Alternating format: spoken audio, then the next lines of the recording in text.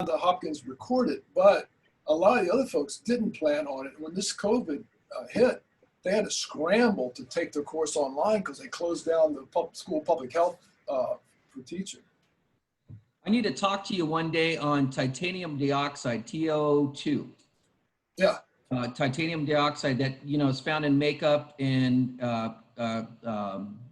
sun. A lot of paints. But they're using it nano now with some paint products. Oh yeah. For heat radiation and contamination. Huh. What? And they're not putting it in they're not really putting it in like the bind. There has to be some type of a binder, but it's not mixed in the binder. It's kind of like setting on the surface. Oh. Which be concerned because the nano escaping and you're breathing it becomes an issue. Yeah, we've done studies with titanium dioxide, Ken. Okay. I'd like to have a conversation with you because it's starting to become prevalent. I know it comes out of the UK type of area, some of this stuff, but I'd like to have that conversation for sure. Sure. I'll send you our study. It's been published. Yep.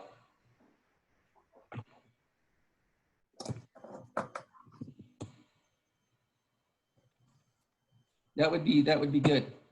Well, and incidentally, that was the only time we found, it was during the spraying of a titanium dioxide paint, that the concentration of titanium dioxide, nano titanium dioxide, went over the OSHA, not OSHA, the NIOSH recommended exposure limit.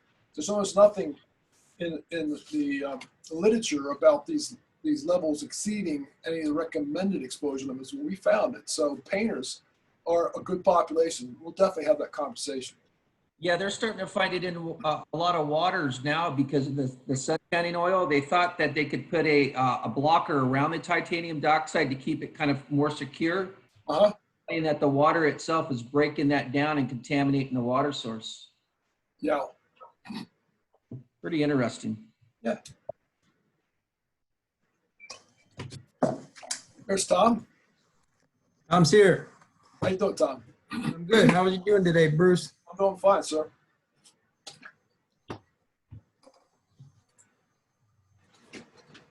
Wait for some other guys to jump on. Where's the triumvirate? Where's Bernie? Where's the third? Lenin, Stalin, Trotsky. Where's the third one? Which one is? Harpo, Groucho, Chico. I think you meant. Okay. I don't know. Let me text him real quick just in case. He's probably. Good morning. Or something. Hey, Kevin. Morning.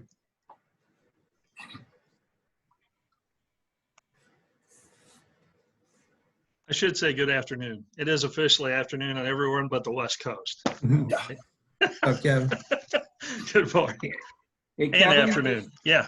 Kevin, real quick, I just wanted to say thank you again for the awesome job that you did with the group on that COVID-19 ICRA course that we did online. Really, It's always great to work with our instructors. And thank you, Ken. I thought everybody did an awesome job. Yep. And it was wonderfully put together. I appreciate being asked to be part of it. Thank you. Good stuff. Yep.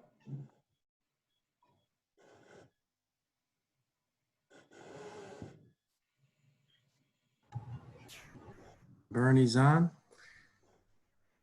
I see. Yep. And it is 2 o'clock. So we are going to wait just maybe 30 seconds to a minute to let some folks continue to get on, but then we'll get started here in a second.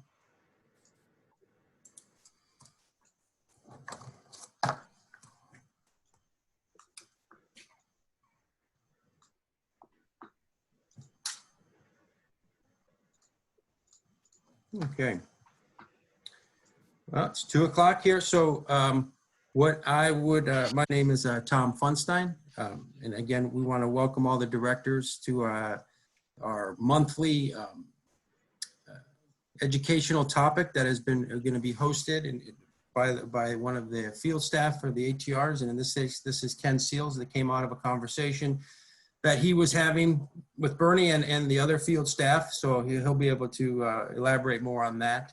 But for this one, we're going to have, we also have two others as experts on the panel here. We have Bruce Lippy, who some of you may have come across in your trainings. We also have Bernie Mizula, and I'll let those guys introduce themselves here in a second. So the format here will a little bit of let them introduce themselves.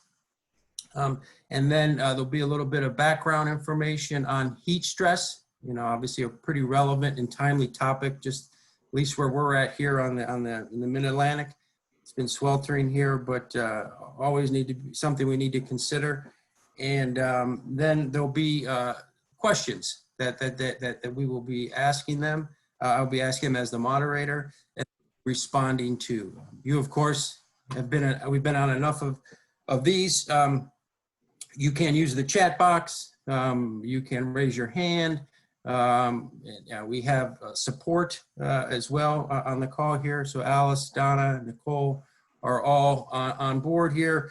So if you have questions, you can put those in the chat box. So before we get into the actual panel discussion here, I think if we go to the next slide, I know Alice is just going to give a little bit housekeeping items to share with the group.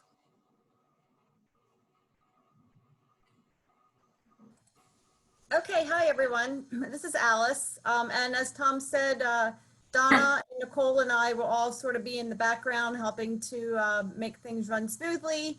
If you have, make sure you've signed in with your full name so that you can get credit for the class. I see so far, I see full names on your participant list. Everyone is going to be muted as you enter. But if you want to ask questions, please just unmute yourself, raise your hand in the participant functions, use the chat room, or just ask to be unmuted. And also just to let you know that this meeting is being recorded and it will be made available to you after the session. Okay? Thanks, Alex. So before we get into the group, before we get into the meat of the panel here, I'm just going to give Bruce, Bernie, and Ken just a brief opportunity. You can read their full bios there as well, but just to give them, maybe what they're bringing to the table, what, their passion. And I know just hearing Bruce's story, right off the bat, I can see he's kind of made this somewhat his life work as well. So I'll let Bruce just, a minute or two, maybe just briefly. Sure. A little bit of background and the relevance here and why we have chosen you as one of our experts. Well, sure. Thanks. I appreciate it, Tom, and welcome everyone. I'm very glad to be here. My background is I started in 1978 with Maryland OSHA as an industrial hygienist. I had no idea what that meant at the time, but my wife was pregnant. I was out of work, and I said, call me anything you want. So that's how I got into the field. But the first summer I started with them, we had 3 fatalities from the heat. 2 were in a steel mill, and the other one was on a construction job. And so I was in charge of running a major campaign for the state of Maryland to let everybody know that, we've got to take these precautions, the same precautions OSHA now is recommending. I've also actually testified for OSHA in cases where they were citing employers for heat stroke fatalities. And I've been doing general industrial hygiene work, including nanomaterials, where I now am the director of nanomaterial research at CPWR. So thank you. Thanks, Bruce. And I know you come in highly regarded from CPWR, as well as Bernie's mentioned your name quite a bit in our initial conversation. So we welcome and thanks for taking some time to educate us more on this important topic. Up next, we have Bernie Mizula, who at this time, he's no longer just one of our consultants, but he is on staff. So I'll let Bernie give a little bit of background there as well. Yeah, thanks, Tom. So heat stress, it's always been something that fascinated me because it affects, everybody at some point, depending upon what season you're in, where you are in the country. But it's something that we don't have an actual federal standard for. So I don't know, some time ago, maybe 10 years or so, I was doing some consulting for the Hammer Training Institute out at Hanford, Washington, which is a Department of Energy site. and they asked if I could develop, you know, something that would help protect all their labor force out there in the desert. And, you know, since Bruce Lippy is one of my mentors, I could find no better way to drag him along for an exciting ride than to say, Bruce, you want to go out to the desert with me and talk about heat stress? So we did that course. It worked out fairly well. And then from there, I ended up doing a number of different, you know, expert opinions and things like that for local unions that were at different Department of Energy sites. Besides that, you know, a lot of these things are out in hot environments, out in the desert. A lot of the workers often need to guard different ensembles of PPE, like anti-contamination, anti-seize, different ensembles, level C, level B, to be able to work around the stuff that they need to do. And that increases the heat load quite a bit. So, you know, it's something that's an issue for a lot of folks. I'd love to see a national standard get promoted. And once I found out that Ken Seal was concerned about heat stress too, I said, wow, this is strange. This is 3 people that are excited about heat stress. So here I am. Thanks, Bernie. And next, our third and final panelist here will be Ken Seal, as our Western Region ATR, but also our health and safety expert, one of our master trainers. So Ken, just a little bit of maybe background, obviously, and why you feel, and you and the field staff thought that this was an important topic and what you're bringing to the table. Ken? My really interest came when I went from Alaska to Las Vegas, and I had to deal with some really extreme heat. And I had a crew of 85 here working in the heat, and I had to understand and figure out what do I do to mitigate the risks and keep them safe, right? Because that's what I was supposed to do as a leader. So that's my interest. That's how I peaked it. And then as my career started going, I became a voting member on the A10 Standard Committee, which is the ANSI Standard Committee that looks at different standards every 5 years and either updates them or keeps them going. And we're right now in the conversations of looking at a heat standard. And I'm actually on that committee for that heat. And we quite don't know yet. It's just starting. We're just starting conversation on that. But hopefully we get some standards out there, because I think it's one of those things that we don't realize, the fact that you can get heat exhaustion and it could affect you hours down the road. So, and I think we're going to be talking about that a little bit, but I sit on the, you know, the CPWR, the NAB2 committee board, and AFL-CIO safety committee board. And it's just a big topic that we're all talking about and trying to move forward on getting a standard out there. So thanks, Tom. Thanks, Ken, Bernie, and Bruce. And before we get on to the next slide, I just want to also just let you know that we're going to introduce the topic here to heat stress, and this we have in August, and we'll get that information too as we go throughout the presentation. But we have a class that, you know, obviously as directors, you're more than welcome to register for, but geared towards your instructors as well. So there'll be a trainer here coming up in August. So. And we'll have that information on the slide as we get to the end. So it's kind of like a promo, kind of a little tease here for us for the class. So with that, again, thanks again for joining us, and thanks for the introduction. So we're gonna stay with Ken here, and Ken's just gonna give a little bit of background information on heat stress, on what it is and how it impacts workers, etc. Before we get into the actual questions. So just a little framework here, Ken. So. All yours, Ken.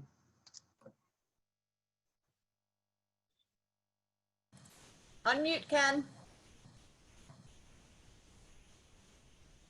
I got to unmute. Thanks, Alice. Appreciate that. So I think a lot of people misconstrue what heat stress is, and they think it has to be heat, and that's not the case, right? The case is that your body cannot get rid of heat, and it starts building up inside your system, and your core temperature starts to rise, your heartbeat starts to pound because it's pumping blood to your skin, it's trying to cool it down. And that's how your body starts to stress from all that stuff, because your body's overworking itself to try to cool itself down, because we have a kind of a natural cooling system. So it's not the type of heat you're in or how high the heat is. It has an effect, but there's so many other things that come into play with that. So that's what heat stress is, and you can lose concentration, difficult breathing, sick or ill, lost desire to drink. So if you see somebody that's in hot weather that's not drinking, but yet we'll talk about that too, because excess drinking is an issue too. Some people think, drinking water is great, but if somebody's drinking, it's an issue. And you can faint. Worst case scenario, the bad thing is that people can die from this. Death is a bad thing, and we want to avoid that as all possible. Some of the related, next slide, some of the relating factors is high air temperatures, radiant heat, meaning the sun, a furnace, anything that creates heat, high humidity, direct physical contact with hot objects, and physical activity, what kind of work that you're actually doing on the work site or even around the house that can contribute to that. Next slide. Exposure is definitely exposure to heat related areas is bad. Heat acclimation, not being acclimated to the heat, not being ready for that type of work. Heavy physical activity is bad. Improper clothing. People think that certain types of clothing is good, and sometimes they are, and sometimes they're not. But I think the most important thing that you should get out of this today, because we're going to kind of lead you kind of a story, is it's all preventable. And people are dying from this stuff daily, and we can prevent it by just having a little bit of education behind us. And I think it's very important because the training has to start from the time that apprentices walk in our door and train them on this issue, because they're going to face it. And most of the time it happens when they first start. So thanks, Tom. Next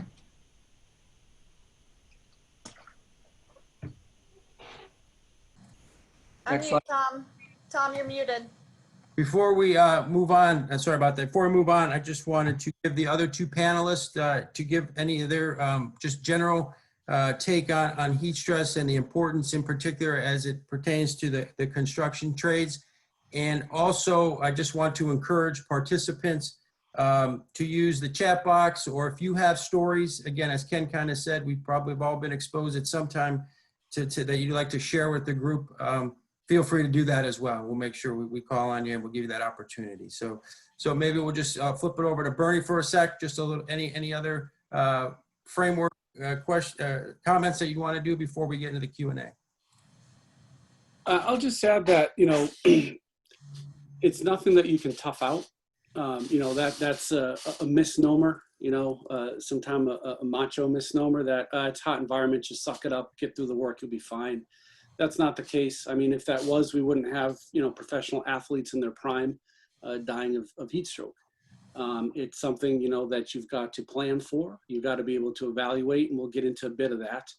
And, there's a prescribed method for doing that. And, Ken mentioned the word acclimation, right? That's something that we'll talk about a little bit as we get into the discussion session here. So with all that, I'll save the rest for when I'm up. Bruce? Sure. Let me put a positive spin. Ken mentioned regulation, and Bernie said there's no federal regulation, but the states are moving. Washington State, California, of course, has its standard for heat stress. Maryland, I testified before the Maryland legislature, they just put in place a requirement that Maryland OSHA by 2021 write a heat stress standard. Didn't tell them what it had to look like, just said, you do it, it's your job.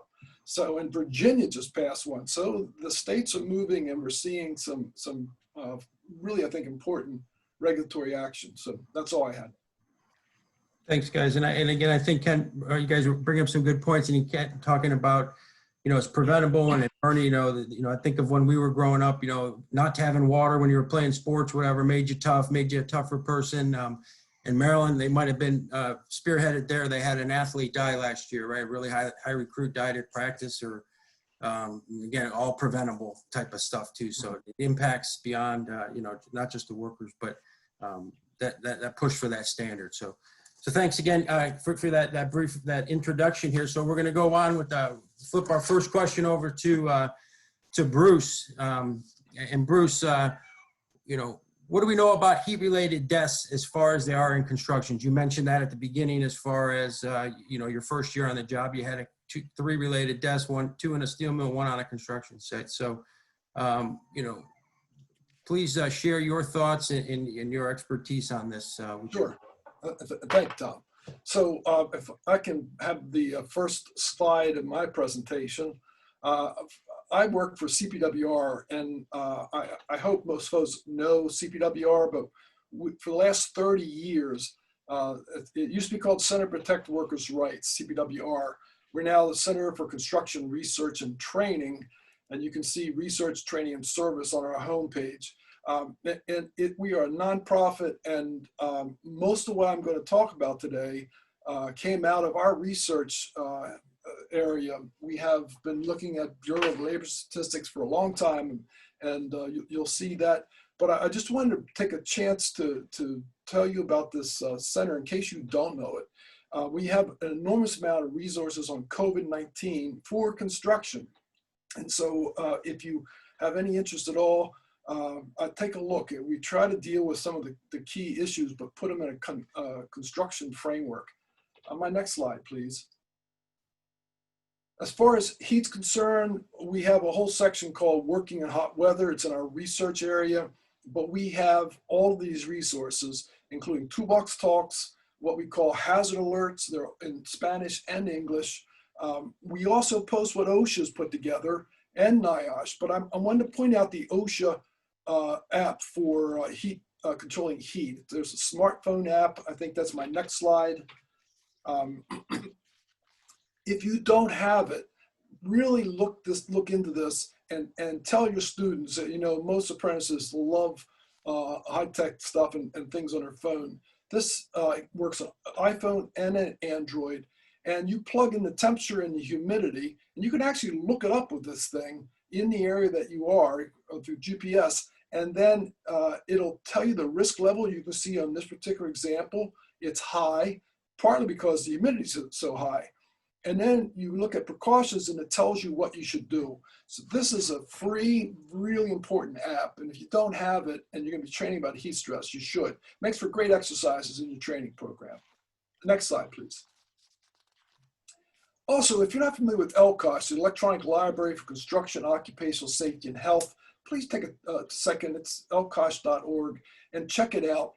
As a trainer, we have thousands of images there. And like this one, it tells you whether it's a good practice or a bad practice. You can get photos off the internet. You may not know for sure, and it may show some things that are horrendous. So it tells you what this is, and these are all free to use in your training.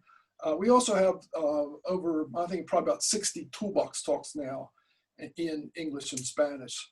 And at the very bottom of this square, you'll see ELCOSH Nano. That's where all of our nanomaterial research is housed. So please check us out. Next slide. So let's talk about fatalities in construction. And this is from 2003 to 2008. 196 folks died. And the blue are construction workers, which was 36% of the fatalities. And they're talking in the US now. But at that time, it only represented 6% of the workforce. So we're wildly overrepresented in folks dying on construction sites. Next slide. So 196, what else can we say about these workers that had these heat-related fatalities? This is from work by Jackson and Rosenberg in 2010. Next slide, please. Well, as you would suspect, they were overwhelmingly male. Construction work, let's be honest, is an overwhelmingly male profession. Only 3% female as far as the fatalities. Next slide. Here's something, they were younger than you might expect. In fact, I think the median age was in the mid-30s, like 36 for the people who died. And as you can see, the folks less than 55 is that huge red piece of the pie. We tend to think about, and in fact, when they had that horrible heat wave in France that killed thousands of people. Most were elderly, but not in construction. Next. And also mostly white, but there was also heavily Hispanic as far as the people who died. So, you know, these are just background information. Next. So we're going to look now at OSHA enforcement data. These are cases that go from 2012 to 2013. And what they showed in these enforcement cases, that 10 of the 24 deaths that they investigated, you know, almost 50%, occurred on the first day of the job. And 79% were outdoors, and they were doing moderate to very heavy work. And Ken mentioned the idea of metabolic rate. It's very important. If you're doing, you know, actual work out there and it's moderate to heavy, you are at much greater risk. It's also important to note that all of the firms that were investigated, the employers did not have an acclimation program or acclimatization. Bernie's going to talk about that. It's so important. And also, none of these firms that were cited by OSHA required breast breaks, like you see here in the picture. So these are simple things that can make a huge difference for workers. Next, please. Now, this is more recent data, 2011 and 2016, but you can see, again, this is fatalities from the heat. And you can see that construction leads all the other industries by a pretty hefty amount. So that we do have many more people at risk. Even look at agriculture as far as fatalities that from 2011 to 2016. Next, please. Bruce, I'm back just on that last slide. I just Sure. maybe just for clarification or for my own edification. So we're talking these construction that obviously majority are outside, but obviously there's probably some stats that some of this could be taking place inside if a building, you know, while construction's taking place as well, correct? Yes, yes, and there might be other heat sources too. You know, it may not be just solely the solar load. It might be other sources of heat. But yeah, these can be in or outside. And Bruce, if we could stay on this slide just for a second. Sure. I want folks to consider, what do you think makes construction trades different? What's something that separates out the construction trades from all those other categories there that you see? Granted, you'll have sometimes, you know, a certain job in agriculture might be similar to construction, but we see that those fatalities are way up. What makes that unique as a job category for heat stress? Any ideas? I'm seeing some comments, Bernie. Let's see. Yeah. Okay, so somebody says wearing PPE. Okay, but some of the other things might wear some PPE too. How about work effort? Right? Think about different shades of exercising, the difference between walking, maybe a light jog, and sprinting, right? Those all will require certain different levels of energy output on the body. Imagine all the construction trades and all the difficult physical job tasks that there are. And I know there's some similar ones in agriculture. There's some similar things in mining. Granted, they are usually underground and in colder environments. But the bulk of the I shouldn't say heavy physical effort work is in that construction category. And we'll chalkboard that or parking lot that idea as we get into looking at evaluation. Yeah, good. And Bernie, you're absolutely right. The physiological load from work, we tend to downplay that compared to direct solar load, but it's a very significant part of it. So thanks. Right. And also, I see lack of established shelter areas. This is from Kevin. Yeah, and you know, when I worked construction back in this, I worked construction before OSHA, and you know, there was some jobs we have just out in fields. I laid sewer pipe. I learned that certain things have to flow downhill. That was about all of my training. And if you can't get into shade, that's a very obvious thing. And it's part of every campaign, but shade is really, really important. as far as protecting workers. All right, let me go back to my slides, and then I'll turn this back over to Bernie. Thank you. These are things that seem pretty straightforward. This is recent work by my colleagues Sue Dong and Gavin West at CPWR, but they were looking at fatalities, and obviously time of the year, as Bernie said, is important. June and July. Look how spiked July was for the number of percent of fatalities in this particular thing. And also, these occur in the afternoon. And if we get back to protecting workers, hydration is so critical. If folks aren't staying hydrated, you're going to see some problems in the afternoon. Look at 2 o'clock to 4, 1400 to 1559. Over a third of the fatalities occur in that time frame. So people are really at risk in the afternoon if they've been out in direct sunlight or working hard in the morning and not cooling off, not getting into shade, not getting hydrated sufficiently. Next slide.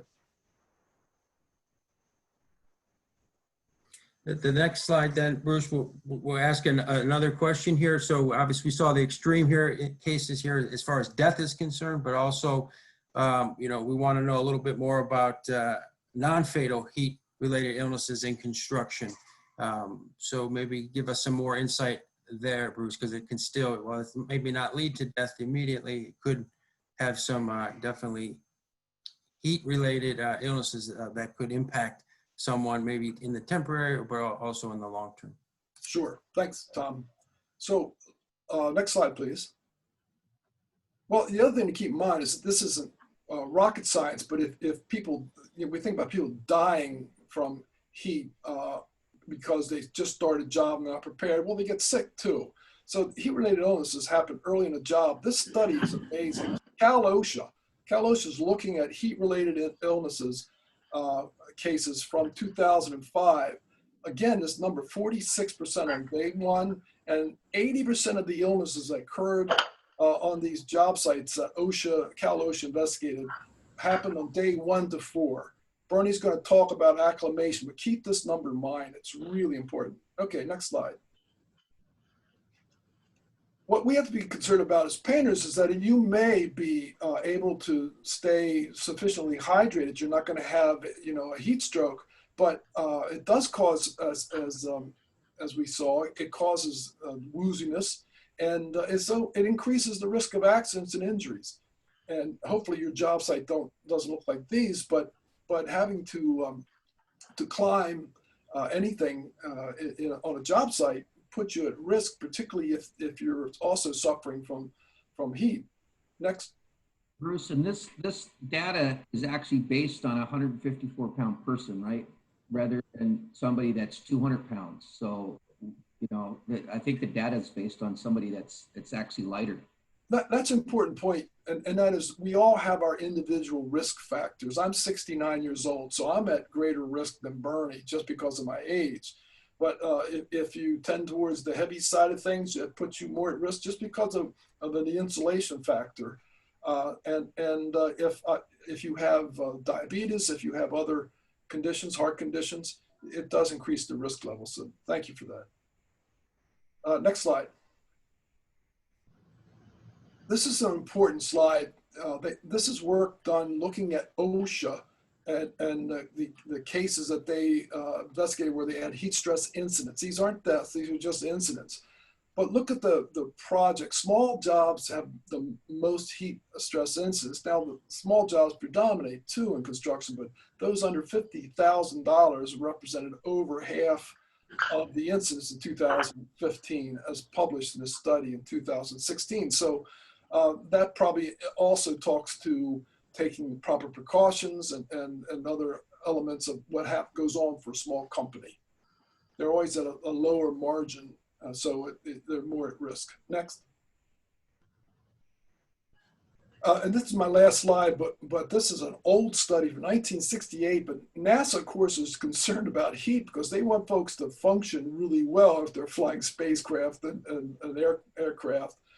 But they looked at temperature, and in this study, when the temperature got to 95 degrees, and this is ambient temperature, I believe, the percent they found in lost work output was nearly half. They could lose that much work output. But look at the loss in accuracy. And this means accuracy in doing mental computations and that sort of thing. It's 7 times worse, 700% loss when you are under working at a temperature of 95 degrees. So, you know, you got to plan for the idea that you're not going to be quite as sharp on a job site if you're dealing with these kinds of temperatures. All right, I think that's it for me. Thanks, Bruce. And before we get on to the next set of questions, I just want to allow any of our participants or directors to either offer any stories or maybe just elaborate on some comments that were placed in the chat box. Or maybe that you guys have a story to share about what job sites have done to, you know, besides just shelter, what does that look like? Are there, I'm thinking of athletics, but, you know, are there fans are they taking more breaks than just, you know, the ones that are governed by, you know, that they typically take, you know, somehow, you know, how important, I think Ken will probably get to that when he gets to the leadership and the supervision piece, but I just wanted to allow anybody, if they wanted to offer anything based on the slides or the information that Bruce has offered up to this point.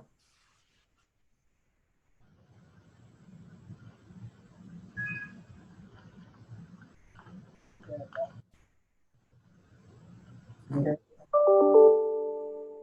Go ahead, Chad. You know, when I was in the field, and I'm sure the guys do now, we would just start earlier. We'd start around 6. Usually just drink a bunch of water and skip eating and get out of there, you know, at 1:30 or so. Just work a straight full day. Keep hydrated, but not stop working, because once we stopped working, we were done. So we would work, you know, 6 hours a day, 7 hours a day, and just go home. Thanks, Chad. And I think you also see, probably you talk about recovery, right? But what you're doing when you're making sure you're getting those fluid, you know, you're going to be dehydrated before you're dehydrated. So making sure when in between that recovery time.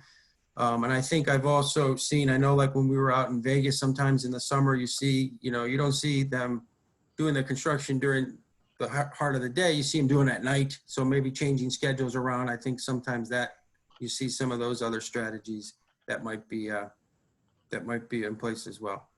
Changing the time frame of the work if possible. Tom, David Bertles has a question. His hand is raised. Dave can ask it. Go ahead, Dave. No, I think just to piggyback off what was said, I think what we're just seeing in a lot of industries, I've seen it in the outdoor sports field industry, where they've started at 3 or 4 o'clock in the morning to, especially in the summer months when they're doing high school and college football fields. That way they're out of there by noon. And I saw out in Arizona last summer, they were starting at about 2 o'clock in the morning, doing some industrial tanks.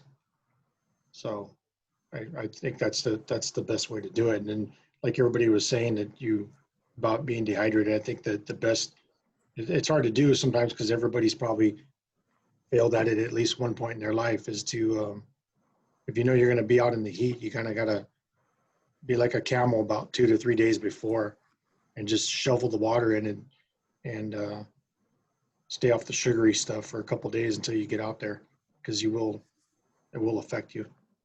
That's all I have. Thank you. Thanks, Dave.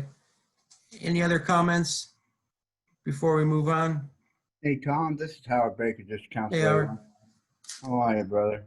Hey, we talked about staying hydrated. I mean, is there a certain like temperature range that the water on a job site should be? Is too warm, or, you know, too cold, or, and how much of it, you know, should you take in a day on a job site? That's a good question. So the recommended amount of water that you should take in, throughout your shift if you're in a high heat environment is about 1 cup every 15 minutes. And it's more important to space it out that way, because if you just drink all the amount, right, in say an hour, right, if you drink 4 cups in an hour, a lot of that's not going to be absorbed. It's going to go right out in through urine. So you want to give your body time to absorb it. And there's no set temperature, but what we did find is that, through studies, workers are more apt to drink more water if it's cold. They think it tastes better, it's more refreshing, things like that. And in addition to it being cold, water is a phenomenal heat sink. It is one of the best things to absorb heat that we've got on the planet. So if it is a little cooler, it will take some of that, residual heat in the body that's being produced and dissipate it. Bruce, Ken, you got anything else you wanted to add to that? Yeah, you make a good point on that, Bernie, but I just want people to understand the fact, and you said it, Bernie, is not drink it all at once, right? Because if you're drinking way too much water all at once, it can have a negative effect on you. So it can actually cause nausea, vomiting, and some mental confusion in itself, because you're putting way too much in and your body can't handle that all at once. So we really have to watch that space in that drinking out is very important, especially if you're working out in the heat. Thanks, Ken. I would also add that we got a comment from C. Dalton. Alcohol intake definitely plays a role for construction workers too, and I just want to emphasize that. When I traveled around the state of Maryland that summer, training the state highways folks, I had a slide that showed pouring beer directly into the toilet to cut out the middleman. That drinking heavily the night before puts you at additional risk. And that's not from a teetotaler. I have a beer waiting for me at the end of this particular presentation, but it does add to your risk. Sure. I did have a question, if we can. Sure, Kevin. Through the past, we've disregarded a lot of things like concussions. Now we have concussion protocol.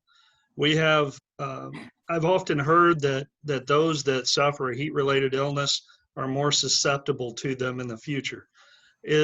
First off, is that accurate? Because I haven't really looked up any kind of facts on that particular thing. It may be an urban legend. I do know that I know people personally that claim that is the very case, that have suffered them. Is there any kind of heat-related illness protocol? Like, do they have to be pulled off for any specific amount of time, or follow-up procedures, anything along that outside of what the doctor would recommend? Thanks, Kev. Very good Thank question. Anybody else want to field it? I've got some comments, if not. Go ahead, So, Bernie. yeah, so good question. And there is a protocol, right, about how you should remove somebody from work and how long you should wait until you return them from work.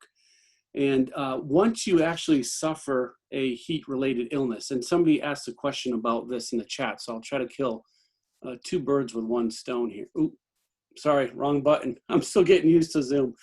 I'm going to try to kill 2 birds with 1 stone. So, basically you start to suffer heat illnesses in this range. The first thing you might start to do is just get hot. Then you might start to suffer heat rash, and then heat cramps, and then heat exhaustion.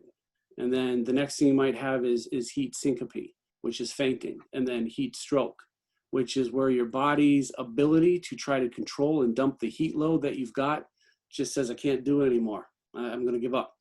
And when that happens, that's that critical time where you've got to have an ambulance on the way, right? And we'll cover this in depth when we offer the training class. But the issue is you're not going to know which one of those you have unless you're medically evaluated. So if you're starting to suffer a heat-related illness, you have got to go and get evaluated by a medical professional. And then they will let you know about what time you can start to go back to work. Now, here's the killer. When you suffer one clinically diagnosed heat illness, you are more susceptible to getting another heat-related illness in the future. So it's almost like you're priming your body to have another bad event. So prevention here isn't just good in the meantime, because it's going to prevent you from having some kind of negative effect from heat, but it also helps you in the future. So there's really good reason to not get a heat-related illness. One is you don't want any immediate effects. Two, you don't want to be more susceptible down the road. And I've seen varying studies anywhere from 20 to 40% higher incidence of people who had one heat-related illness and they suffer another one. And to answer the question about heat exhaustion versus heat stroke, heat exhaustion is after you start to go through this physiological adaptation of the heat load on your body. You know, heat rash is basically referred to it as prickly heat. It's like a diaper rash. So moisture gets caught in between your skin and some layer of clothing. So typically it happens on people where they've got rubbing of the clothing, you know, in between the thighs, under the arms, around the neck, things like that. And it is a rash. So the pores open up, it becomes more porous. You're actually more susceptible to chemical exposures on the skin. And with removal, you know, from the hot environment, it typically goes away within a day or two. You can put some kinds of creams on, like a cortisone cream and stuff to help. Heat cramps now, what's happening is you're starting to sweat too much, and what's left behind is a body that is devoid of water and electrolytes. Because remember, your sweat is going to carry some of those electrolytes out of your body with it, right? And it gets to the surface of your skin. So what's going to happen is your body's going to cramp from not having those, you know, very necessity salts in the body to help with muscular function. And then heat exhaustion, those things start to come up, and then you just start to feel a malaise. You get tired, your visual alertness starts to go down, your dexterity goes down. And then we keep marching towards the worst stuff, fainting. So imagine fainting from heat stress up on a ladder like Bruce showed a photo of there, right? And then finally we get to heat stroke, where your body is no longer able to keep up with the demand of dumping the heat. You actually stop sweating. Your body, your skin becomes cool and clammy to the touch, very disoriented. You may or may not pass out. And again, you've got to have the ambulance on the way. This is not something that you can fight back from. It needs immediate medical attention. Those who don't get it typically do succumb to heat stroke and die. And there are some lasting effects of having that level of heat-related illness of heat stroke. So hopefully that answers some of your question, but the only way to know once you start going down that path of heat-related illness is to have it clinically diagnosed. We can do some monitoring for physiological function that we'll talk about in a minute, but once you're down that road, it's like the train left the station and you need more help. And the final thing I want to point out about it, you can actually jump from, you know, having say heat rash all the way up to heat stroke. It's not like you're going to progress through these stages of heat illness one after another. You can go from one right to another, you know, because our body's not, you know, this nice mechanical system that works the same way all the time. It's going to depend on a lot of different factors, who we are as an individual, what the work is you're doing, you know, the other kind of factors that are affecting your heat load. So it's something to take serious and to prevent. All done. Thanks, Sarah, for the question, and thanks, Bernie, for the answer. And I believe there's one more. Antoinette has chimed in the chat. Just you know, how do we know when it's actually time to call the ambulance? What are those signs to call 911? Good example. Good. Very good question.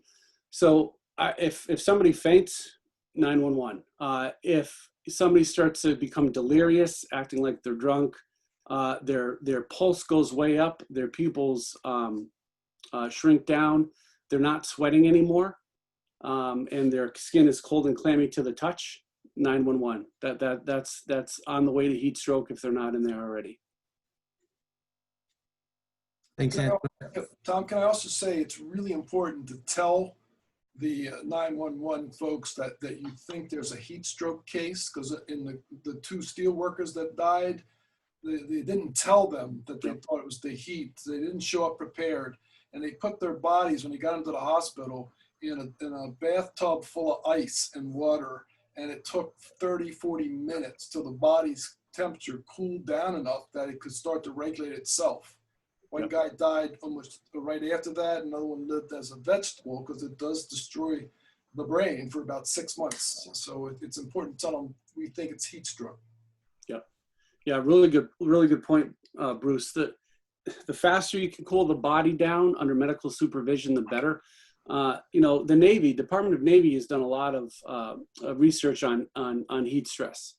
And, you know, they found that, you know, one of the best controls is dipping somebody repeatedly in a bath of ice, but that's been done under supervision, and who the hell has a bath of ice hanging around on the job site, right? So you got to make sure that that ambulance. He's down in Brunswick.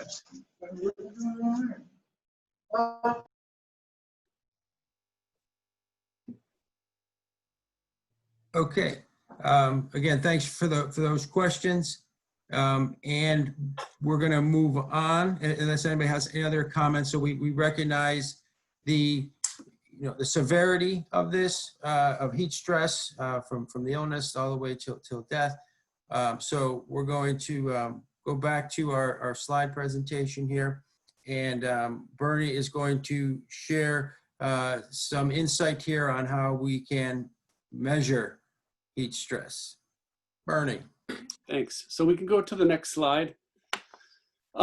So we've got a couple of different options. We can actually measure what the body is doing. So we can actually read what the body's telling us. That's a little more in depth. You need to have somebody who's medically qualified to take physiological readings like, blood pressure, heart rate, temperature, these kinds of things. There's also been some work done with a core temperature device where it's basically like a giant vitamin that you can swallow, and it's a thermometer, and it goes through the system during a work shift, and it's able to transmit data back to what your core temperature is, and we can measure, some of the body physiological processes that way. They also have some things that I haven't seen that they've actually come out on the market, and most of this stuff I've gotten from what the Department of Energy is allowing to be pushed forward and researched on site up at Hanford.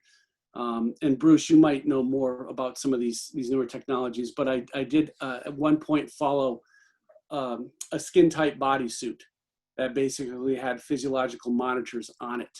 But it was in the development and research phase. It was very expensive, and there was some, discussion on whether or not something like that would actually hold up after a worker dons, anti-Cs or level C and goes out in the field.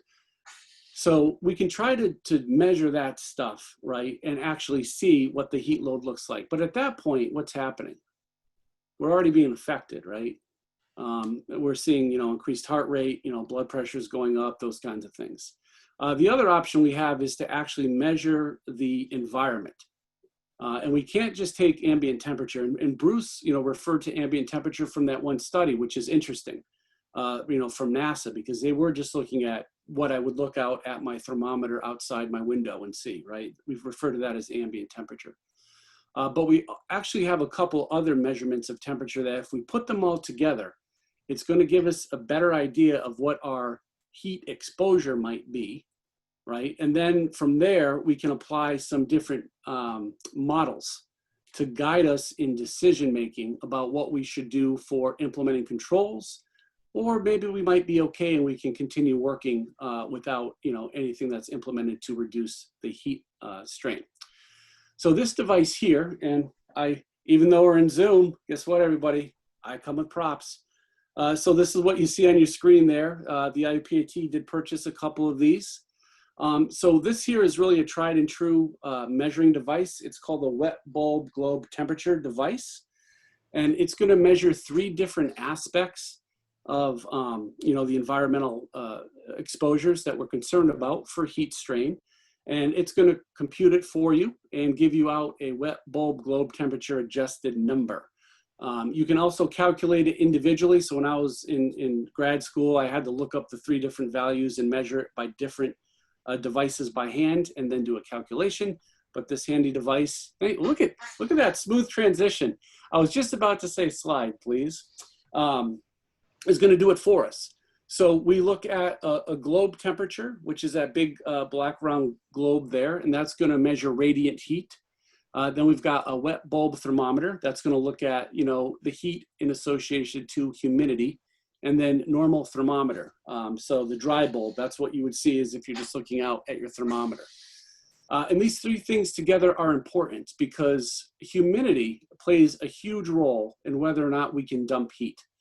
The way it works, as you're heating up, right, your body is going to dump the heat into blood. The blood is going to move closer towards the surface of your skin. That's usually why you're hot. You start to look red or flushed. Another reason why if somebody's starting to suffer heat stroke, they might appear more white. Blood's not there anymore. And what it's going to do then, it's going to dump the heat from blood into your sweat, and that's going to make its way to the surface of your body, and it's going to evaporate. What needs to be true of your surrounding environment for sweat to evaporate?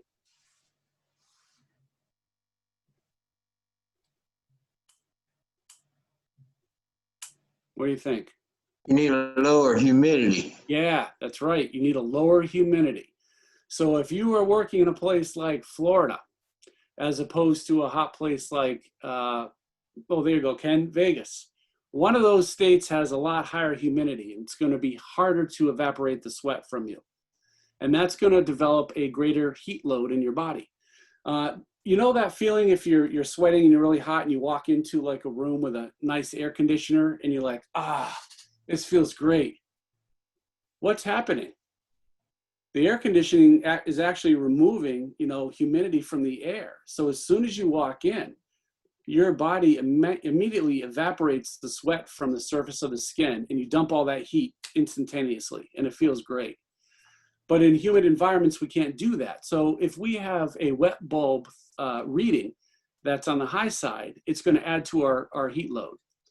And then globe temperature is radiant heat. So you know that old saying, oh man, it is 10 degrees cooler in the shade, right? That's radiant heat right there. So there's different forms of heat, and we can get into it more, when we do the class, but you want to be able to measure all those things and put them together to find out what our actual heat exposure is. And the best way to do it is with one of these devices, but you got to be proactive, right? So you got to look at the device, and then we got to apply that to some kind of gauge. So next slide. So this is one example. This is the American Conference of Government Industrial Hygienists heat stress strain threshold limit value decision chart. So I won't get into in too much detail here, but basically, is heat stress expected, yes or no? If it's yes, you keep going down the flow chart, and it's going to ask you questions. Can you actually measure certain criteria? If you can, you keep going down, you apply the measurements to some of their tables, and it's going to give you action limits and threshold limit values. And again, this comes from this book here that the ACGIH puts out, the threshold limit book. This one's 2020.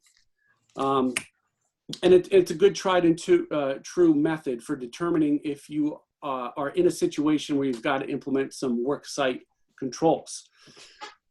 It's not a law, it's a guidance, but depending upon, if you work on certain spots, you might actually have this as part of your policy, because the Department of Energy requires that the most protective values and methods are used on their sites to protect workers. In this case, the Department of Energy does use the ACGIH TLV decision matrix to determine whether or not you have to implement controls. Now, I just want to put something out though. The very first box there says heat stress expected. At 70 degrees, you're going to be fine. What do you think? 70 degrees, that's nice fishing weather, right? Maybe not so. So there have been a number of incidents recorded on Department of Energy sites within the Department of Navy. And again, the Department of Navy, they actually give us our country's top doc, right?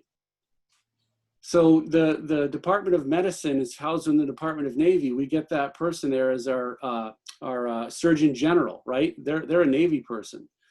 They've got a lot of study on heat stress. And between those two groups, DOE and the Navy, we've got lots of cases of heat stress related illnesses being shown at ambient temperatures, not adjusted temperatures like from that wet bulb globe temperature device, but ambient temperatures stemming from 70 to 75 degrees, depending upon the type of work that was being done and the type of clothing that was worn.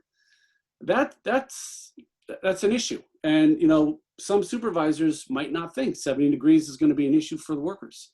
But again, depending upon what you're doing, you could have an issue. The other thing that this does, these kind of models, and the Army has one, the Navy has one, ACGIH, NIOSH has a similar example of a model to follow. You have to make some assumptions on your own. One of them is, what is the heat load going to be on your body from what you're doing? So for instance, I'm just going to read from their chart. You're going to have to choose, if you're using the ACGIH TLV, whether or not you're doing light work, moderate work, heavy, or very heavy work, because those 4 categories have different levels of energy that's going to be produced by your body, which is going to equate to heat.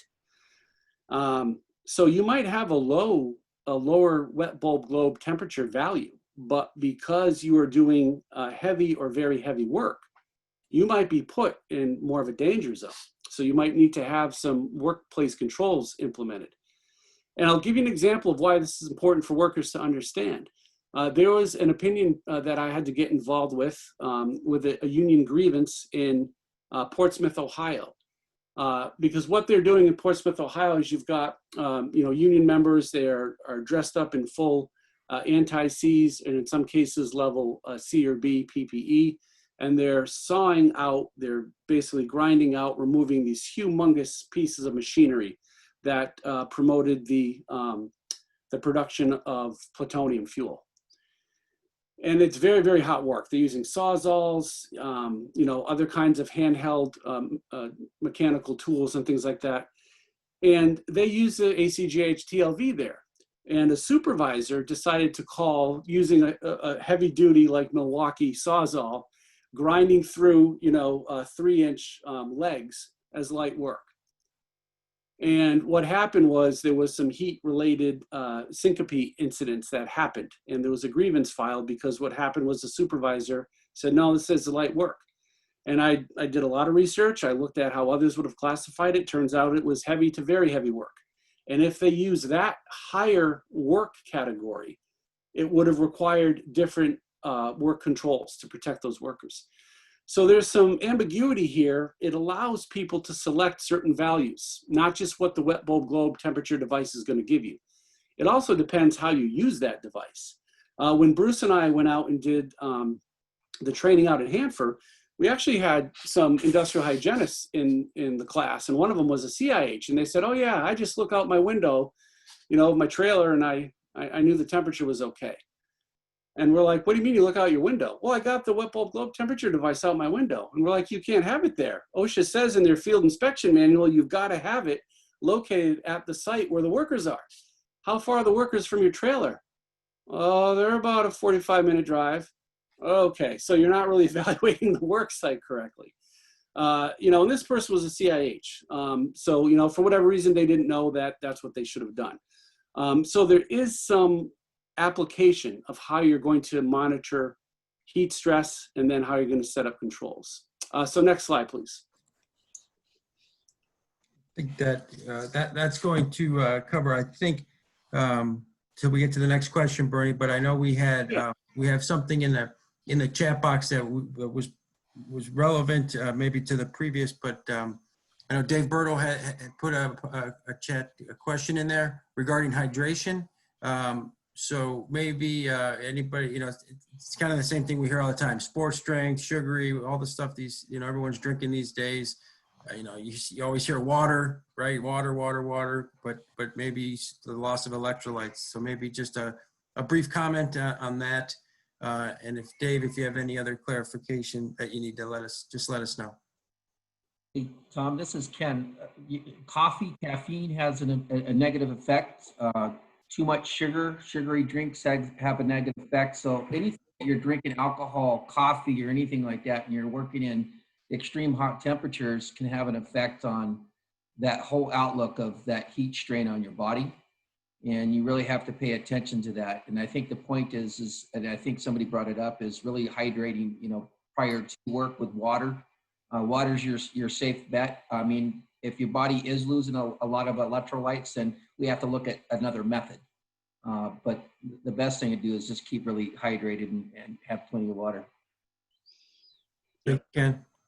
Yeah, I'm going to back up what Ken said. And this is one of my loves because of my my athletic endeavors. I'm always concerned about making sure my body's going to function the next day, especially as I'm getting older.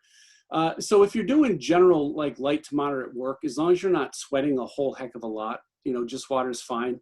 But like Ken said, if you're going to something more extreme, if you're sweating a lot, if you're losing more than, I think it's 1.5% of your body weight is what the cutoff is. And you're only going to know that if you're hopping on a scale intermittently, right? You're going to want to have some kind of electrolyte replacement drink. Because what's going to happen, you might have heard of this phenomenon called runner's cramp.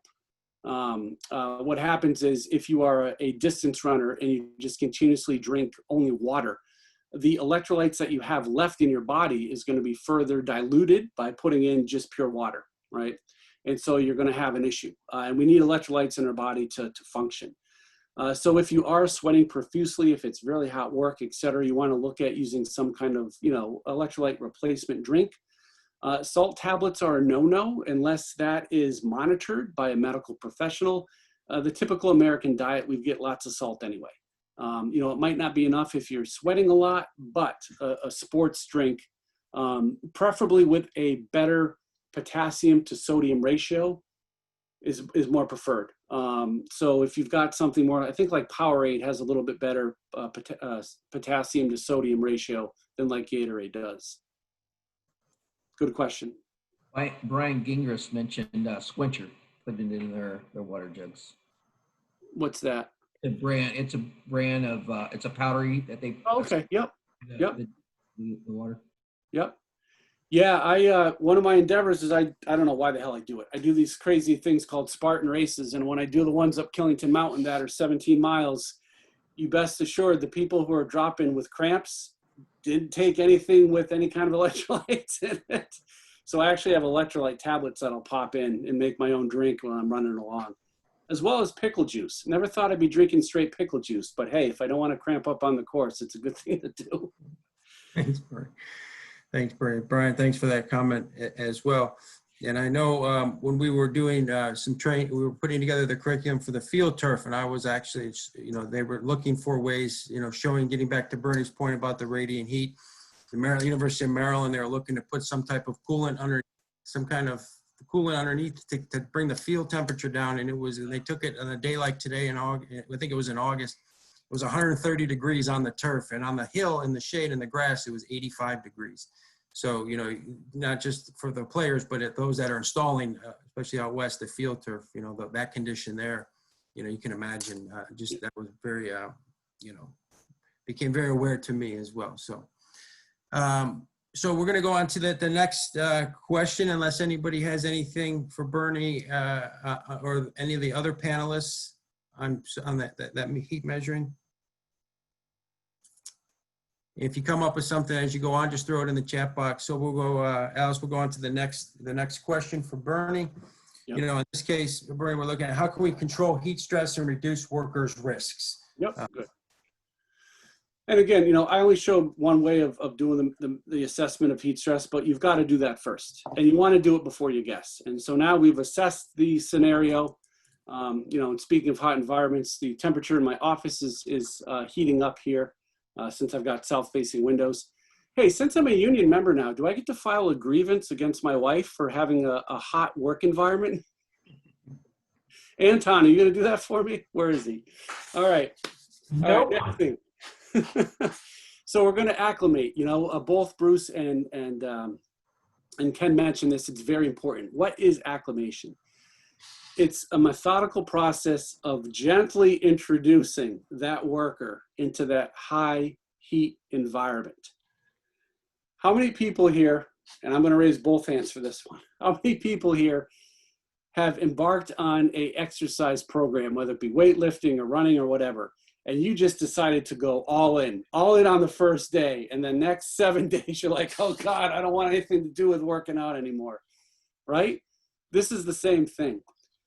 If you are coming as a non-acclimated worker into a high heat environment, and you're just out there and you're expected to work in that environment the whole day, you are just rolling dice. Your risk for a heat-related illness is up.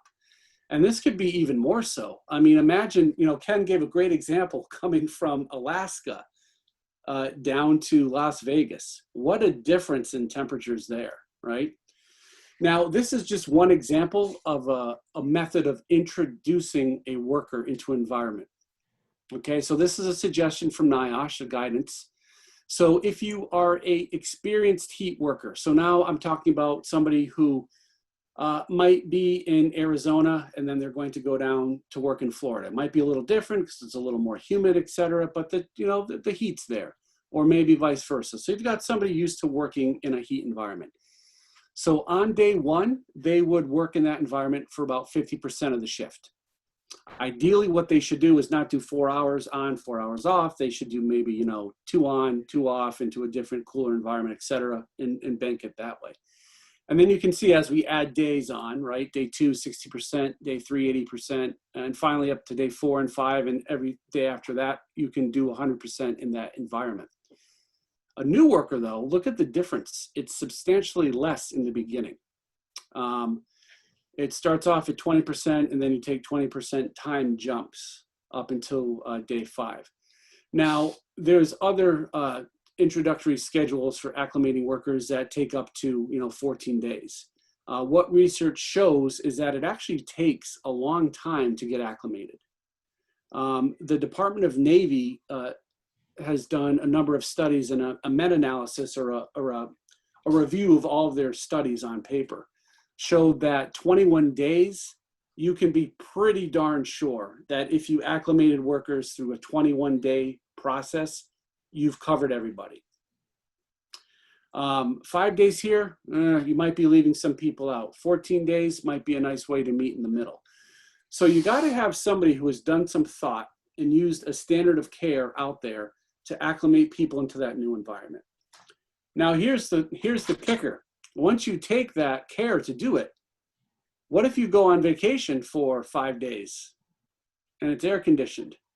You actually start to lose your acclimatized system in your body.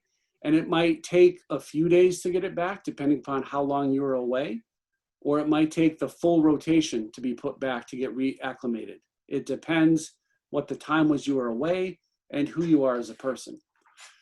So that's why, if you work 5 days and then you go and you just spend all your time in air-conditioned, house and buildings over the weekend, Monday's going to usually be a little bit tougher on the body for producing heat load. And again, remember, you're not just talking about the humidity and the temperature, ambient temperature and radiant heat. It's what you're doing that's going to be producing extra heat. It's not just what's around you. So if you're doing harder work, you are producing more heat. Now, if you also have something that's going to create an additional stress on your body, like wearing layers of clothing or wearing layers of personal protective clothing, like a level C splash suit, I'm not sure what the different types of coveralls that painters have. Some of them might be more or less breathable than others, et cetera, right? So this is all going to add to that heat load. So depending upon those factors, you might need to have an adjusted acclimation program. Next slide. Now I'm just going to run through a bunch of these as examples, and then we can open it up for a discussion. You might need one of these, you might need a bunch of these. It's all going to depend. So these are engineering controls. I gave you an example of an administrative control, which is acclimating a worker to a hot environment. There's other administrative controls that we can do. Training is a huge one, right? You get a lot of bang for your buck, no matter what the hazard is, if you're going to do training. Also signage and the actual policy to let workers take a break. Who cares if you've got lots of water around the site, no matter how cold it is, if you're going to yell at somebody because they're taking a water break. And there was a study that was done for Australian miners, and they found that 90%, I think it was 90% of the workers wouldn't take the water, even though water was there. Come to find out why, it wasn't an environment where they felt comfortable to take a water break. So even though the water was there, it was cool, they didn't want to drink. So we've got to have the administrative control, the culture set up, right, so that you can actually do that. But let's look at some of these engineering controls. So we got things like ventilation, where basically you allow, the heat to escape the building, or you allow cooler, fresh, maybe less humid air to come in. The same kind of thing like with fans, operates almost the same way. And in here, you got to be careful, right? Because if you've got humid air that's the same or higher temperature and you're blowing that over your body, you're not going to do so well, because you're going to actually reduce the ability for you to evaporate that heated sweat from your body. But if you've got dry air that's the same air temperature as around, and you're blowing that over you, but it's drier, that actually has been found to have some benefit. But it depends. If it's really, really hot, and we can get into this more during the class, but you got to be careful about just using a fan, even if it's drier air.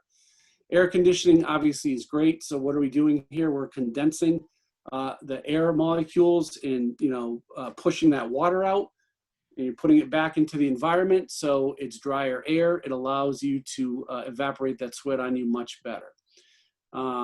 Things like shielding, I don't know how much ability that, the painters and allied trades could use shielding, but these are things like, suits, radiant suits, actually metal or reflective shields or absorbing shields, things like that. Insulation, and we got water breaks up here as an engineering control, and shade. Simply being able to set up a rest area. And that's one of the things that I don't have up here, but based on the wet bulb globe temperature readings and based on the type of work you're doing, there's different organizations from the ACGIH to NIOSH to the military that say you should have a certain amount of work that you do and then a certain amount of time off that you're resting. And you want to be able to rest in a cooler environment, whether it's just shade or depending upon if it's a real bad wet bulb globe temperature reading, maybe air conditioned room, etc. The problem with developing heat strain, again, it's like running a marathon, right? Or trying to do a maximum lift. If you really push your body to its extreme, you're going to need a long time to recover. Bruce's graph, his bar graph that he showed about what time of day the heat incidence hit was pretty telling. It wasn't in the morning of the shift. It was more towards the end of the day. Granted, it's usually hotter, but you've already put out a lot of effort, right? You put in a half to 2/3 of a day of effort there. So if you are going, gusto, working really hard, producing a lot of body heat, burning a lot of calories, and you're going to keep doing that, if you're not giving yourself an adequate break in a low adequate heat environment, you're not going to be necessarily ready to go back in and do that same kind of work in that environment. So that's why, all these controls need to be thought out. They need to be, I prefer to always have worker input developing things like this. If you're going to develop a worker, heat stress control program, because some things might not work for workers and they might have some other ideas that would be more beneficial to them. So it's good to involve workers, but got to have a plan. It's got to be methodical. You assess the situation and then apply some controls based on your assessment. So that should do it. Thanks, Bernie, for going over that, talking about measuring. I'm glad you were able to get that device in time. And I think Ken's is on. I think Ken received his as well, so that'll be just in time for the class when you guys are when we'll promote the class towards the end here. So right now, before we move on to our next panelist, Ken Seal, does anybody have any questions up to this point that they have not asked in the chat or that they would like to comment on, or any more clarification on?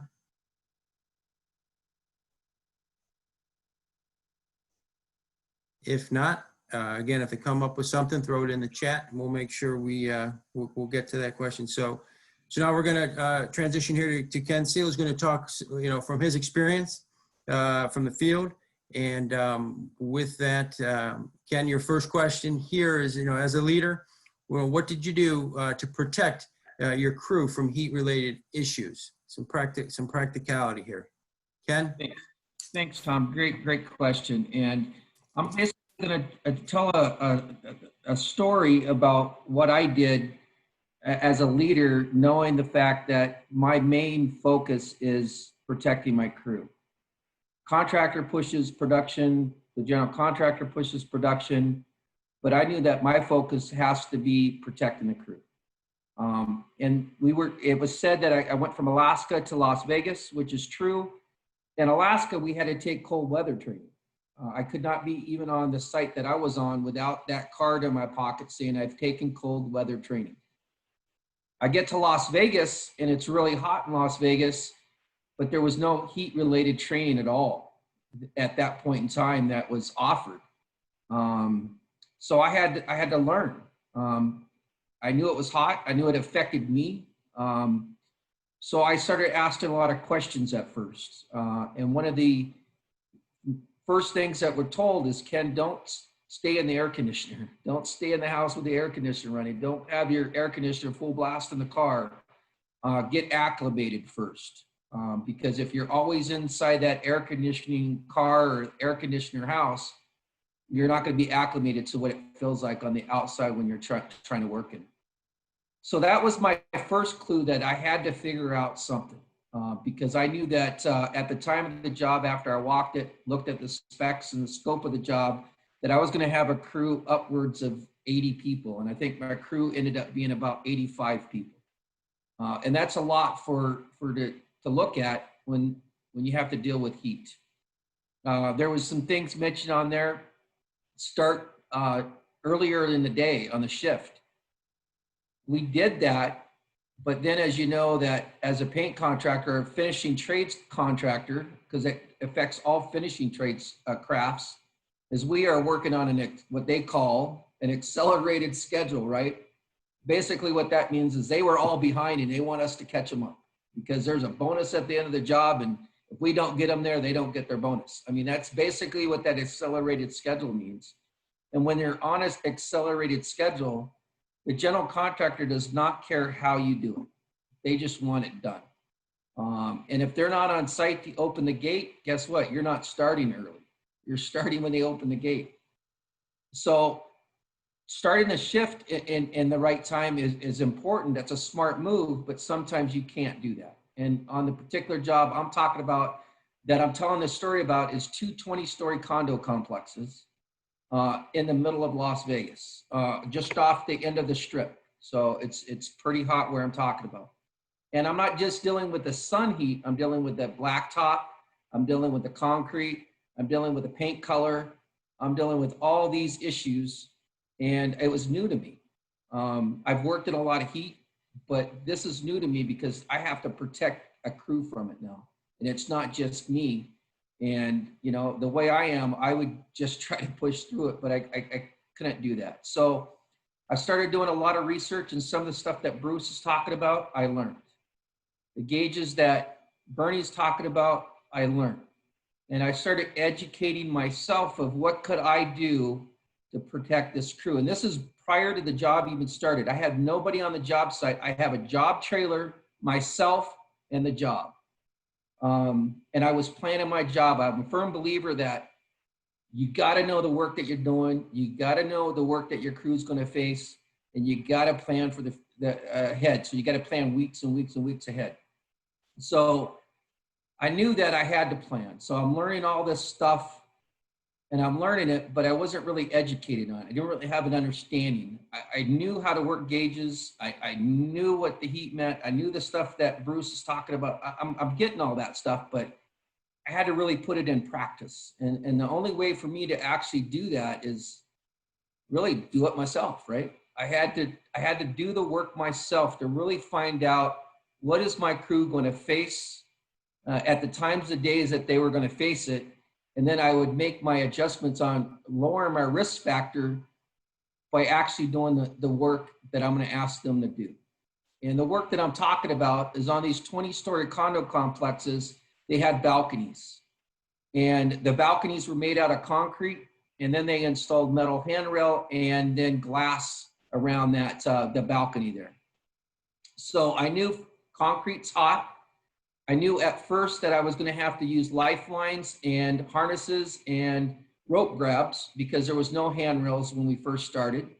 I knew that the workers would be looking up above them to the concrete, and that concrete's going to be radiating heat down.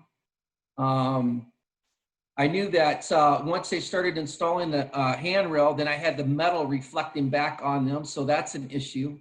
And I knew once they installed that balcony glass, which had a concave to it, that it was going to work as a magnifying glass and it was just going to be hotter.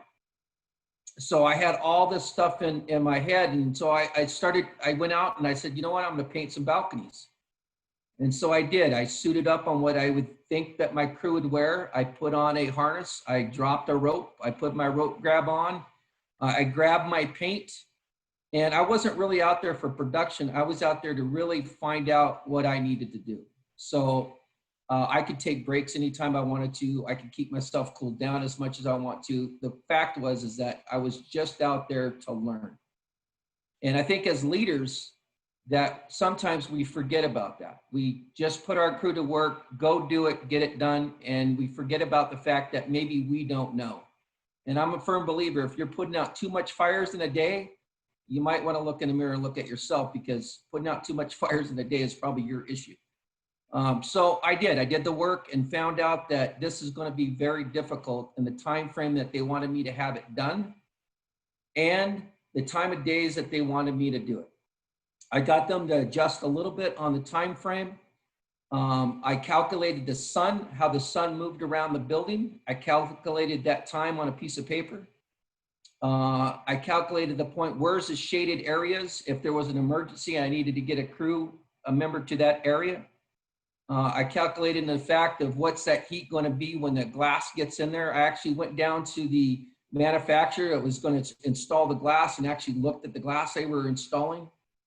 I picked one up that was outside and I actually had it set in the sun before it was installed and kind of measured the heat there. And so I had to plan out all this stuff with the time frame. And so that's what I worked on. And I came up to the fact that 20-story building, the construction elevators sometimes did not work. So there was no guarantee that a crew member was going to be able to get to that elevator and go down that elevator to get to wherever there's a water station at. There was water stations set up in the building, but the lids weren't taped, they weren't dated. People were using them for pop bottles, using them for rags to cool themselves down, washing their hands. That's not safe, and it's against OSHA regulations also to have drinking water for other purposes. So what I did was a lot of the stuff that Bernie and Bruce said. I went down, I knew that I was gonna have about a crew of about 10 doing balconies to meet that time frame. I knew that clothing had an effect. I knew that with the work that they were doing, a lighter clothing, lighter color, long sleeve shirts would probably fit them best in that environment.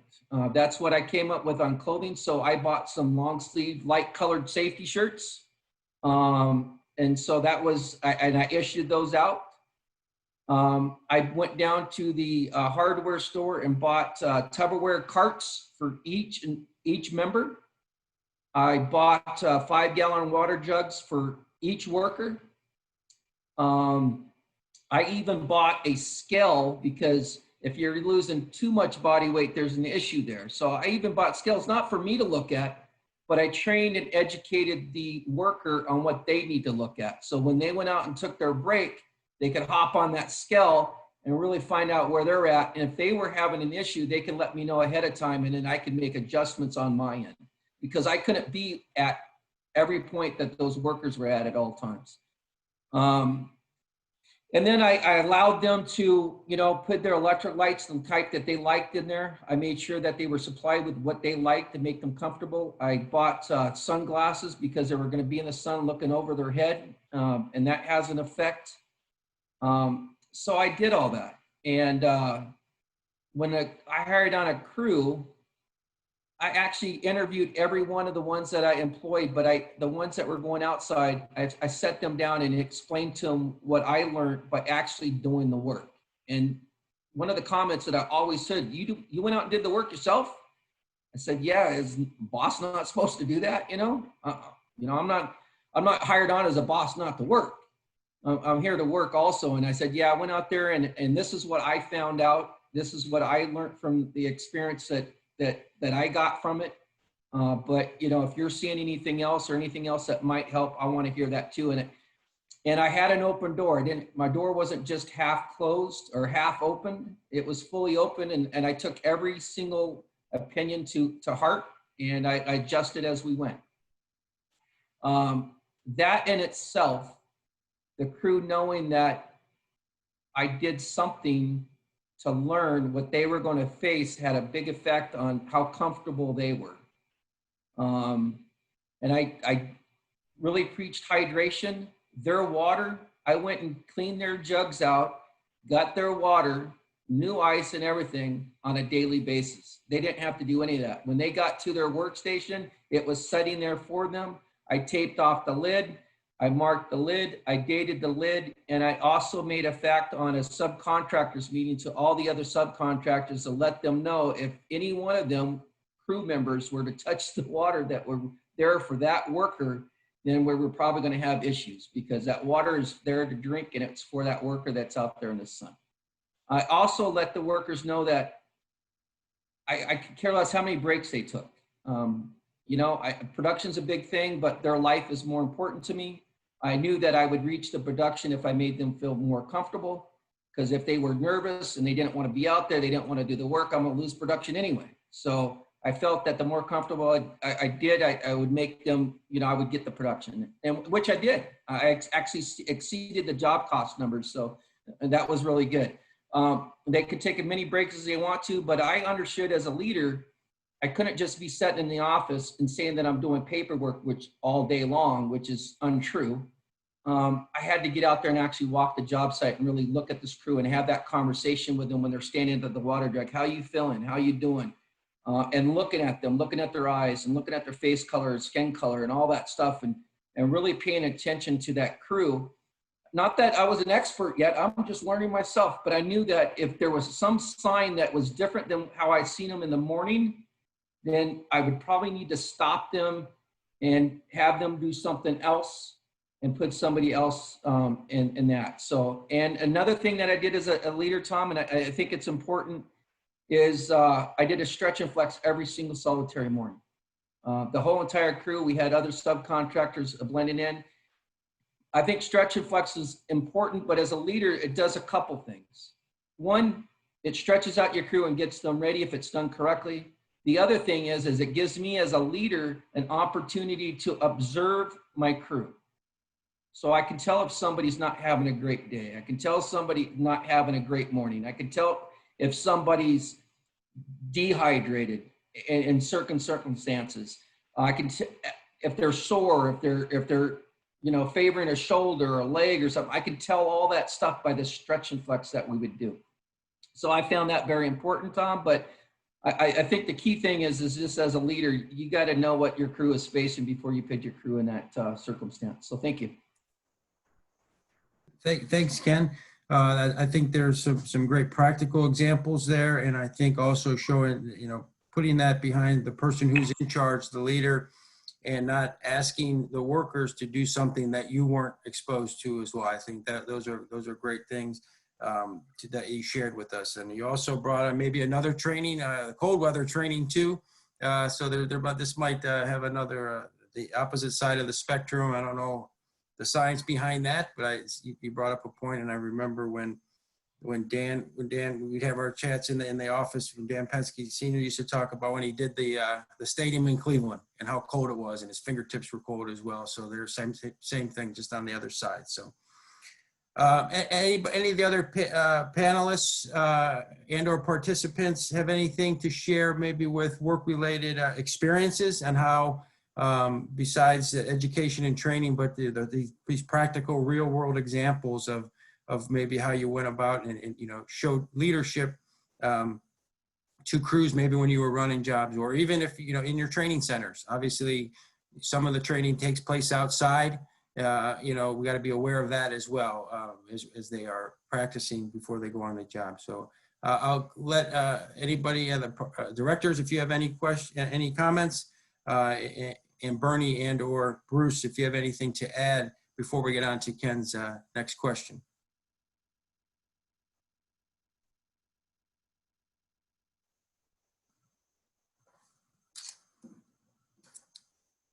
take silence as affirmation. So I'd like to add one thing to that too, because you talked about, cold, and in cold weather, we all know that touching a metal pole, you're going to stick to it, right?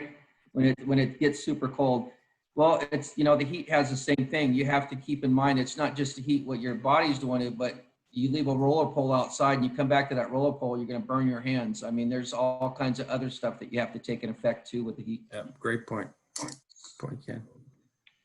Hey, I just wanted to make a comment, Tom, on something Ken said, and he mentioned looking for signs of heat stress with the crew, and he also mentioned being pushed on a site.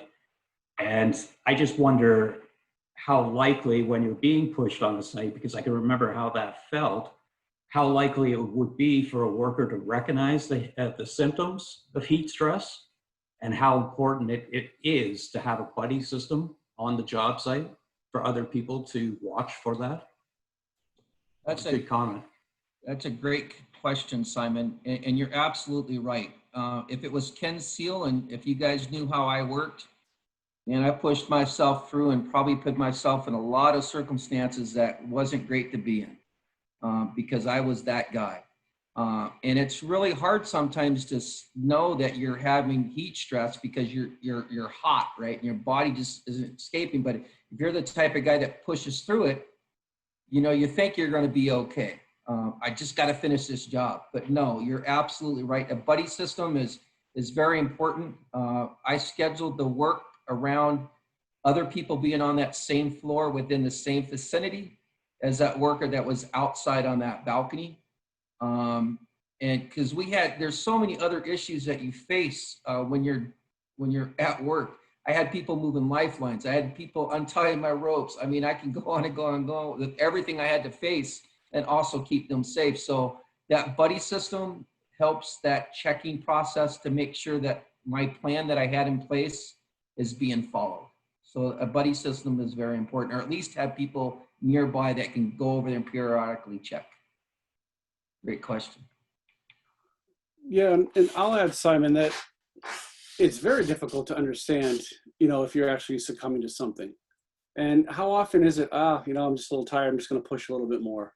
Day's almost done, right? But that might be the absolute wrong thing to do, because you push just a little bit more and you hit your breaking point. In fact, under the HAZWOPER standard, right, 1910, 120, it states that if you're going to be in level C, B, or A ensembles, that you've got to be at least with one other person. It's the law.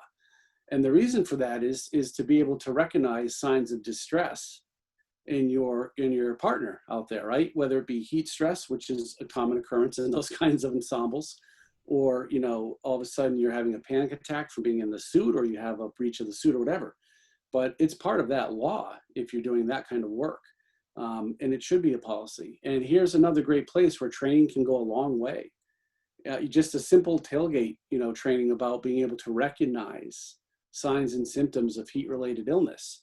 You can have everybody watching out for each other. And there could be telltale signs. Normally, Tom's really talkative. All of a sudden today, it's a hot day. Tom's working the sun. Tom's not talking anymore. Well, Tom, what's going on? Maybe it's heat-related illness. So it can go a long way just doing a little bit of training and have folks help keep an eye on each other. Thanks, Bernie, for adding, and for Simon as well. So we'll get on to, we have our last question here for our panelists. This is going to be directed towards Ken. But Ken, again, some practical advice here.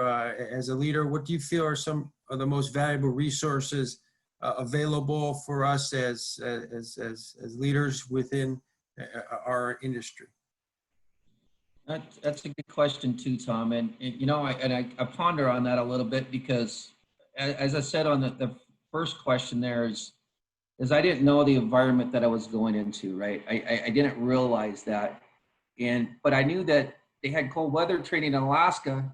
There has to be something for the heat. But the more I dug, the more I found out there wasn't. And I'm going, I'm here in Las Vegas. It gets super hot in Las Vegas. There has to be something. And, I went at that point in time, and we're talking, years ago, there really wasn't you know, and the people that you talk to a lot in Las Vegas that worked here would just, you know, we bear with the heat. That's what we do. We work in the heat, you know, and I'm going, there's got to be something out there. So I think the NIOSH stuff that I dug into was very important. That's a great resource to go to. The OSHA stuff is a great resource to go to. All that stuff Bruce was bringing up, great resources to go to.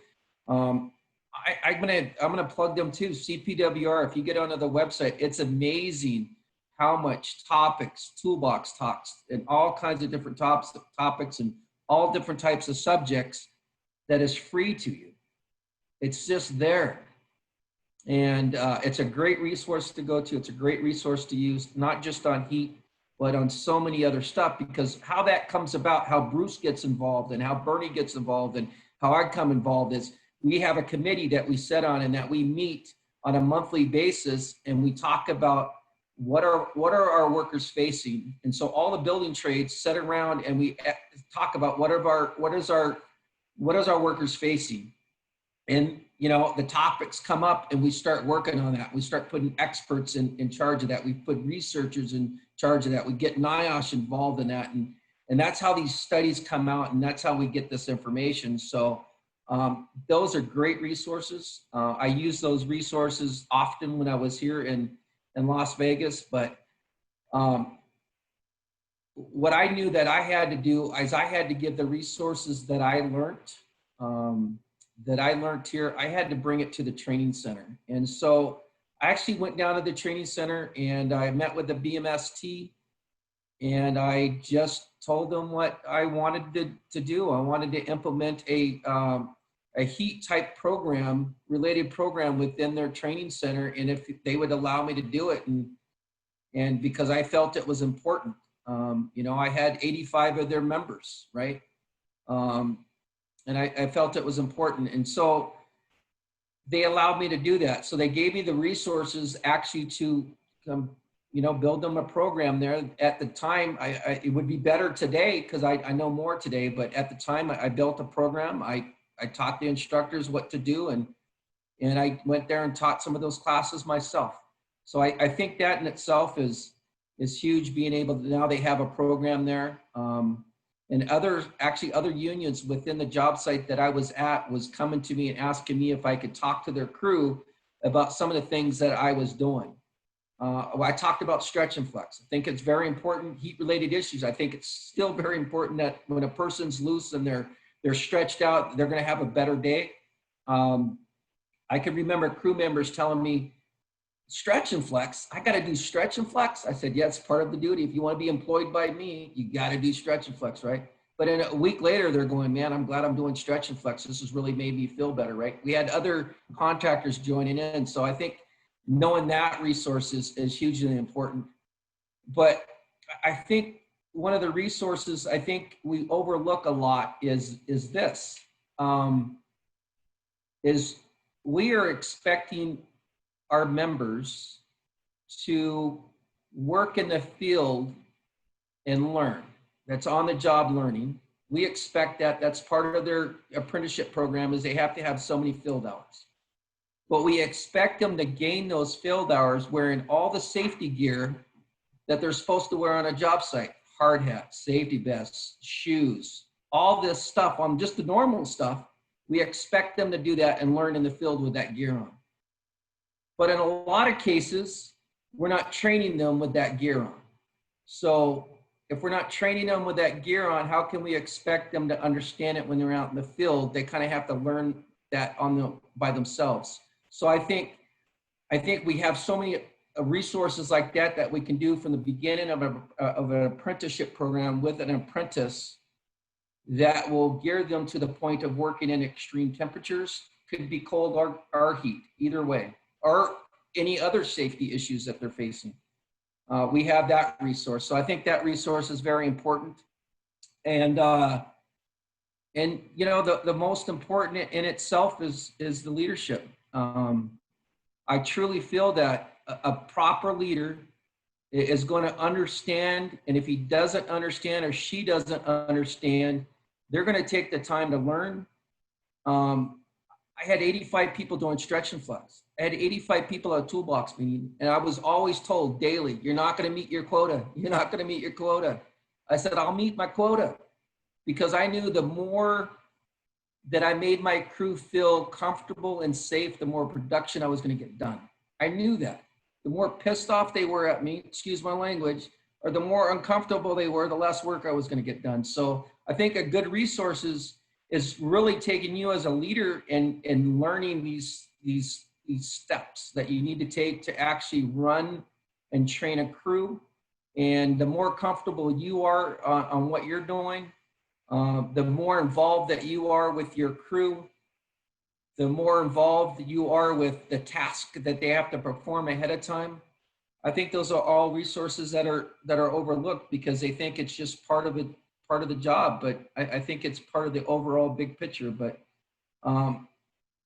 you know, I say all that stuff, but it's really comes down to one word: training, right? It really comes down to one word. And I know that we preach training, but training has to be done. It has to be done right. Training can be so often done wrong. It can so often be done because somebody doesn't have the experience. It can be done so often because it's a rush. But yet, if we're doing all that stuff, then we're not doing the right thing. Training has to be done right.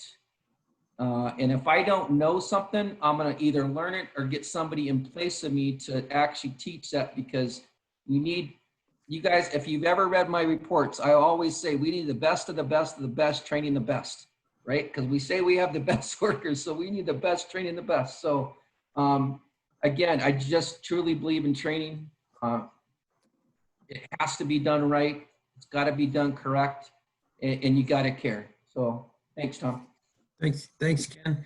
For again, giving us that practical experiences and the things that you have done while you're on the job. So Alice is going to put up the next slide here as we're getting close to wrap it up here. So I'll give Alice a second to put that up there. But as far as the resources, I know that Bruce provided some already at the beginning as he was from CPWR. And the app, and then these are some PowerPoints that are available, or some training materials that are available. And this PowerPoint, this slides, will make sure that they're available to you as well, so you can have some of the basics that we're going over here in addition to the recording. So I don't know if Bruce, you wanted to add anything. These are the two that you sent me, I believe, that are colleagues of yours. That you have worked with, or maybe you helped develop these, but these are just the two I threw in here, but there's obviously a lot more. So maybe I'll give Bruce Sure. a burning opportunity. But Bruce, go ahead. I just want to mention the physiological monitoring for heat stress management. That's Michael Schmolt, who works for the Department of Energy. And it's a really good program because it shows you some of the ways now that you can actually check for heat strain. You know, heat stress is the kind of measurements that Bernie was showing, which is the environmental measurements. Heat strain is what's going on in the body. And Mike does a great job of showing that in some instances, the heat stress monitoring may say things are fine, but on an individual body with these monitors, and there's all types of monitors, and they keep getting cheaper. They actually send data from a number of workers to one computer, so one manager can watch over a lot of folks with these monitors on. So I would suggest, if you get a chance, take a look at that. It's an important way to go. I think it's more protective than doing just a wet bulb globe temperature because of all of our individual differences. Thanks, Bruce. I wish I had that when I was in the field, Bruce. That would have helped me monitor all the things out there. They make them like little monitors goes inside the hard hat on your temple here. They'll alarm so you can hear it go off if it looks like you're getting into trouble. All kinds of new stuff, Ken. Yeah, me too, when I was working construction. Thanks, Bruce. So at this point, we're getting close to wrap up here. I see that Donna put those links there as well in the chat box if you wanted to go check those out. right now. But right now we wanted to use this time to open it up to anybody have any of the directors have any questions for the panelists and or comments at this time, anybody? Hey, real quick, I was working down in Florida and we were in a hole at the Space Center doing some lead abatement. And this tough guy, big old Irish guy, 6'6", man, he was mean, lean, muscle bound. There was people complaining about the heat. They were complaining about dust. They were complaining about, and he was the foreman. He would run them off. Well, at the end of the day, I remember this distinctly. Now I didn't find out the whole story till the next day, but at the end of the day, he told his guys, man, I'm tired. I'm just going to sit here in my car and rest before I go home. They come back the next morning. He's laying next to his car, dead. He died from heat stroke. This guy, he was the toughest guy on the job, running people off for complaining and felt a little tired. So that kept going through my mind when we were talking about subtle group buddy system,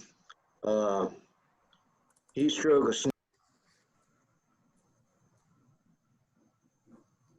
That's great, Larry. And you make a great point there. I failed to mention that part of my plan was, I called it a cool down period, right? Just like a fire watch has to watch for fires for an hour, right? Depending on the circumstances. I did what I call a cool down period, is just for that, is because you can get this heat stress and your body could be affected from it, but you could be driving home and die from the effects that you had at work. So I really wanted to monitor that. I really wanted my crew to cool down. I really wanted to see if anybody was having an effect. So I did what I called a cool down period at the time. Great. Larry, any other directors have any questions or comments for the panelists?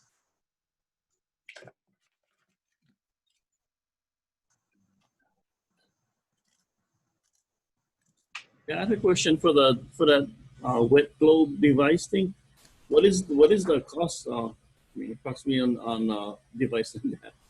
If if we were to think about getting one for our councils, or in case anybody else inquires. Yeah, good question. So Nicole was able to find these for I think it was like $1,900, like $1,895 or something like that. Regular retail price is I think around $2,500, but she got these kits for $1,900. So that was a good cost. You'll have them forever, as long as you take care of them. So maybe as a follow-up there, maybe Nicole could set that contact out to the directors from the FTI International to get that information out as well. And I'm sure maybe, in the class as well, that we'll make mention of it as well, how they went in. And I think they ordered just a couple weeks ago, and it was, everybody got, Ken and Bernie both got theirs, so.